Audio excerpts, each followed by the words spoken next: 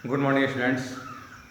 आज मैं आप लोगों को 10वीं कक्षा के हिंदी व्याकरण में मैं आप लोगों को विभाव के बारे में बताने जा आपको रस में विभाव के बारे में बताने जा रहा हूँ। आपको मैंने पहले ही बताया था कि रस की निष्पत्ति कैसे होती है। उसमें बताया गया है कि विभाव, अनुभाव, संचारी भाव, संयोगाद्रस निष्पत्ति। विभाव, अनुभाव और संचारी भावों के संयोग से रस की निष्पत्ति होती है। तो विभाव, अनुभाव और संचारी भाव क्या है, जिसको हम बारी बारी से पढ़ने जा रहे हैं। तो आज मैं आप लोगों को विभाव के बारे में बताता हूँ कि विभाव क्या है। विभाव रस की अभिव्यक्ति का कारण है। विभाव दो प्रकार के होते हैं, पहला आलंबन विभाव, दूसरा उद्दीपन विभाव। इधर आलंबन विभाव के भी दो भेद हो जाते हैं, पहला आलंबन और दूसरा आश्रय। आलंबन जिस पात्र के लिए भाव जागृत होता है वह आलंबन कहलाता है, और जिस पात्र के मन में वह भाव जागृत होता है वह आश्रय कहलाता है। उदाहरण के लिए आपको एक दिया गया है शकुंतला और दुष्यंत का उदाहरण। शकुंतला वन में सरोवर के किनारे घूम रही है। वहां पर दुष्यंत पहुंचते हैं और शकुंतला को देखकर दुष्यंत के मन में रति भाव अर्थात प्रेम भाव जागृत होता है। तो यहाँ शकुंतला आलंबन है, क्योंकि शकुंतला को देखकर ही दुष्यंत के मन में रति का भाव जागृत हुआ है। तो शकुंतला जो है वह आलंबन है, और दुष्यंत के मन में यह भाव जागृत हुआ है तो दुष्यंत उसमें हो गए आश्रय। यहाँ तक तो आप अच्छी तरह से समझ गए होंगे। अब है उद्दीपन। फिर उद्दीपन क्या है?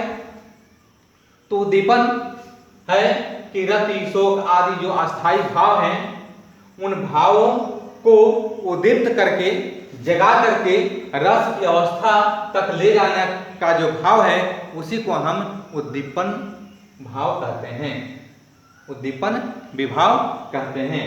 मतलब रति, शोक, हास ये जो भी हैं ये सभी रस के अस्थायी भाव हैं, और इन भावों को उद्दीप्त करके, जगा करके, है ना, रस की अवस्था तक ले जाने वाले, है ना, इस भाव को हम उद्दीपन विभाव कहते हैं।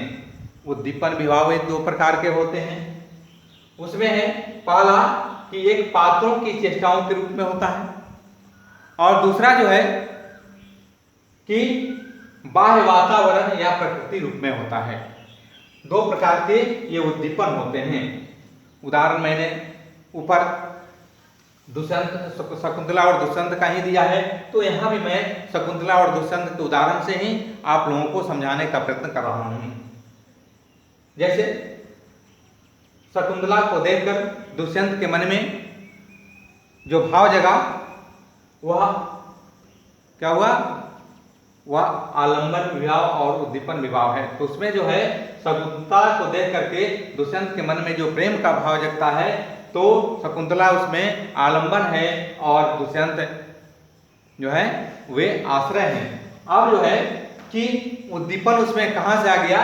तो शकुंतला का जो शारीरिक चेष्टाएं हैं, जो शारीरिक हाव भाव है, जैसे दुष्यंत को देख करके शकुंतला का आंख को बंद करना, मुस्कुराना, शर्म से सिर, एक लज्जा से सिर को नीचे कर लेना, यह जो है भाव है, यह उद्दीपन विभाव है। और यह तो उसकी शारीरिक चेष्टा हुई, यह पात्रों की चेष्टाओं के बारे में मतलब है, तो पात्र की यह चेष्टा हुई। और दूसरा वहाँ का वातावरण जो है वह बाह्य वातावरण, वह प्राकृतिक रूप में है, तो प्राकृतिक रूप में वह उद्दीप्त करता है। जैसे वहाँ का वातावरण जो है सरोवर का किनारा, सरोवर में कमल का खिलना, और उस कमल में, कमल के ऊपर भंवरों का मंडराना, यह प्राकृतिक रूप है। तो इस प्रकार जो है आपने देखा कि उद्दीपन के भी दो भाव हो जाते हैं, एक शारीरिक चेष्टा और दूसरा प्राकृतिक वातावरण। अब मैं आप लोगों को अगले रोज अनुभाव के बारे में बताऊंगा।